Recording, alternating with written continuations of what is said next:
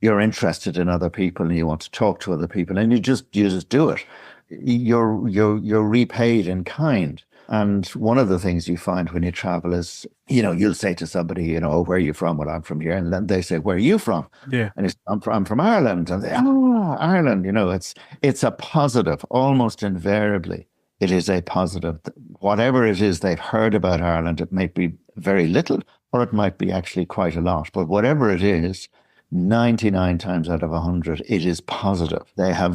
They think good about Ireland. They think it's beautiful. They've maybe heard the music, some of the literature.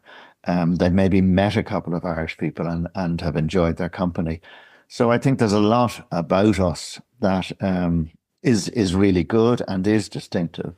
If I was to maybe think of a negative or two, I would think that we're not very good at taking hard decisions as a people and as a kind of political, as a polity. Governments aren't good at taking hard decisions. And some of the stuff in recent weeks that has come up, about, say, water infrastructure, electricity, power, these problems have been around for 30 or 40 years, and we haven't dealt with them.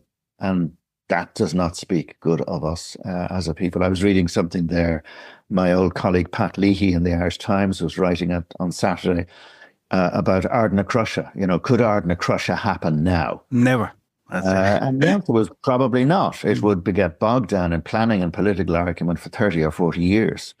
And, it happened in the 20s and 30s when Ireland was very, very young and was staggering about trying to find its feet. But politicians said, this is something we have to do, and damn it, we're going to do it. And they did it. And to their eternal credit, they did it. And I think we need a bit more of that now. I came into Dublin Airport 2 days ago, and it was brought home to me again. Well, how do you get? You got the fast train from the airport to town? Yeah, all of that stuff. Where's the really good? Where's the bleeding taxi? Right, because your biggest question. Yeah, where's the Lewis? None of this. I mean, that's just crazy. That's terrible failure. So that's maybe a negative about Ireland and us Irish. But I was reading Tom Garvin's book on the mass overnight. I read it in a day.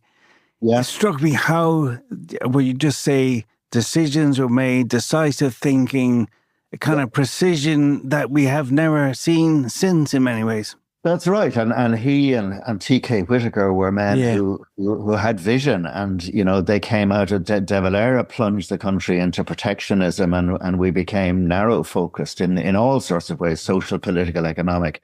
And it was Whitaker and Lamass, of course, who said, we have to open up, we have to trade with the world.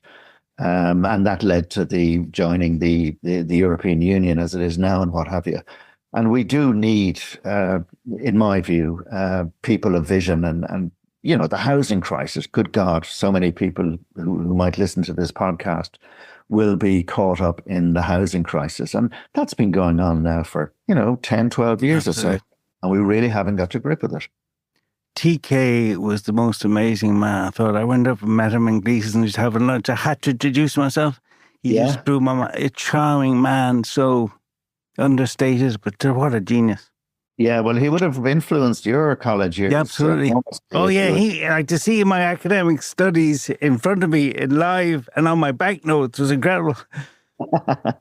It was unbelievable. Different times. Yeah, different times. And talk to me of the old fart stage of your life when you got this notion, Peter, to top the world. Well, I mentioned earlier that I wrote